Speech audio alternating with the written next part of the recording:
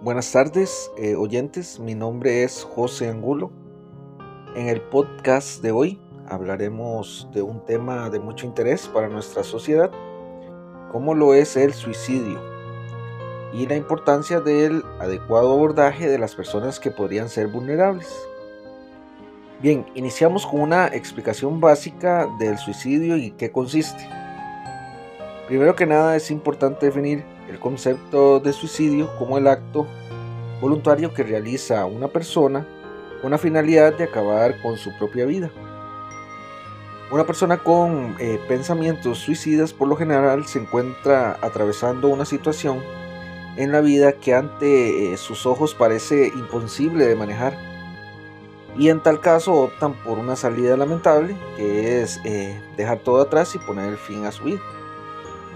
Generalmente esto está vinculado a la búsqueda de sentir alivio, probablemente evitar alguna vergüenza que les haya sucedido, ese sentimiento de culpabilidad o incluso el rechazo que puede generalmente venir de una persona familiar o pariente cercano, o inclusive un tercero que cuando hablamos de relaciones amorosas podría estar relacionado en ese sentido. Algunos datos o estadísticas que son importantes de analizar en cuanto a la situación de nuestro país en materia de suicidios. De acuerdo con el Ministerio de Salud, en Costa Rica del año 2018 y hasta el 2022 se contabilizaron 1984 fallecimientos por suicidio, de los cuales un importante porcentaje, el 82%, 1627, eran hombres y el 18%, 357, eran mujeres, siendo el año 2022 el que se convirtió en el año con más casos de suicidios en más de una década, por encima de 400 casos.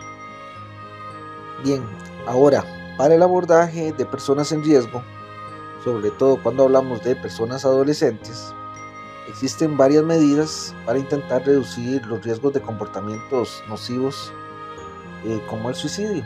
Sin embargo, hay que contemplar que la prevención conlleva consigo un análisis previo de los factores de riesgo que pueda tener esa persona y las condiciones de vulnerabilidad, así como de elementos de soporte con los que cuenta ya sea su familia, demás entidades que representan algún soporte para esa persona.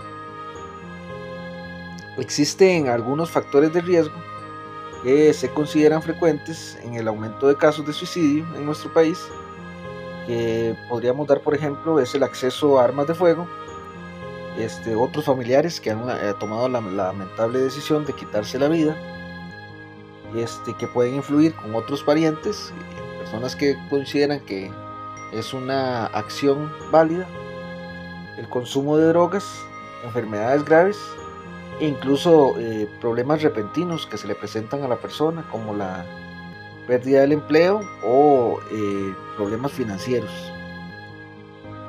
Por eso es importante ir abordando también lo que es el siguiente tema, que es en las estrategias de prevención, que se deben tomarlos en cuenta todos los aspectos que convierten a las personas en vulnerables, enfocándose en el desarrollo de actividades para que mejoren esa participación, por ejemplo, de los adolescentes, y el seguimiento de sus circunstancias en áreas como escuelas o lugares donde donde reciben su educación.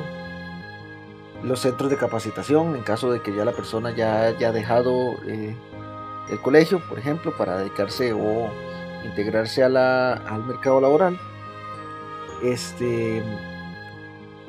Y la discusión de estos temas en los ambientes donde se considere oportuno para el abordaje claro y que se fortalezca la autoestima, que se comprendan así que existen alternativas, así como la manera de acceder a ellas en caso de resultar necesario.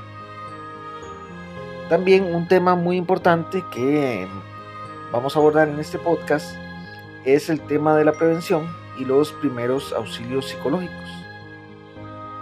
En este tema de la prevención es igualmente importante conocer este significado de los primeros auxilios psicológicos. Vamos a definirlos como la capacidad a través de la cual se logra auxiliar a una persona para que pueda controlar una crisis controle sus sentimientos y comience con el proceso de una solución al problema. Los primeros auxilios buscan proporcionar apoyo, reducir la mortalidad y por supuesto proporcionar enlace con fuentes de asistencia. Pero ¿cómo se enfocan los primeros auxilios psicológicos? En primera instancia se realiza el contacto psicológico mediante la escucha activa y la evaluación, para luego proceder a analizar las dimensiones del problema que varían de una persona a otra, por supuesto, lo que nos va a permitir sondear posibles soluciones y, en dado caso de ser posible, asistir, guiar o instruir en la ejecución de pasos concretos para lograr la estabilización de la persona, seguidos finalmente de una verificación del proceso. Como se mencionó, la evaluación requiere un análisis de las circunstancias que orillaron a la persona a tener ideas o incluso a atentar contra su vida, para definir en la segunda etapa las dimensiones del problema y qué tan amplio deberá ser el abordaje, así como los puntos principales que la persona tiene como eje de lamento o sufrimiento. Todo esto permitirá analizar las posibles soluciones de manera integral y asistir en la ejecución de una acción concreta. Finalmente, en la etapa de seguimiento, se analiza el estado de evolución de la persona para determinar si requerirá alguna intervención adicional. Bien, este fue nuestro pequeño recorrido y análisis a través de este podcast de la temática del suicidio. Muchas gracias.